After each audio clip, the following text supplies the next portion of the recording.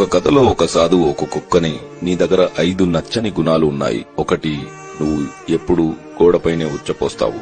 2, భిక్షగాళ్లను చూసి అరుస్తావు. 3, వెళ్తున్న వాహనాల వెంట పరిగెడతావు. 4, రాత్రుళ్ళు నిద్రపోకుండా అరుస్తావు.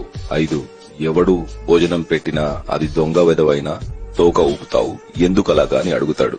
దానికి కుక్క, నేను గోడ మీద లేక ఎవరూ తిరగని చోటులో ఎందుకు ఉచ్చపోస్తాను అంటే, భోజనం భూమిపైన పెడతారు కాబట్టి ఆ ప్రదేశాన్ని శుభ్రంగా ఉంచాలని. భిక్షగాళ్లను చూసి ఎందుకు అరుస్తానంటే, కష్టపడి పని చేయకుండా ఎదటి వారిని ఎందుకు యాచిస్తున్నారని కోపంతో అరుస్తాను.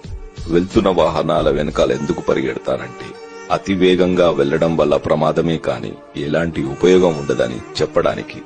రాత్రుళ్ళు ఎందుకు అరుస్తానంటే, నిశ్శబ్దంగా నిర్మానుషమైన ఈ చీకటిలో నేను మీకు తోడుగా ఉన్నాను, మీరు జాగ్రత్తగా పడుకోవచ్చు అని. మనుషులు 9 మంది సహాయపడి ఒకరు మోసగించిన అందరి మనుషుల్ని ద్వేషిస్తారు. కానీ 9 మంది మనుషులు మమ్మల్ని కొట్టినా, ఎవరో ఒకరు భోజనం పెడితే అది దొంగైనా సరే మేము అందరి మనుష్యులని నమ్ముతాం.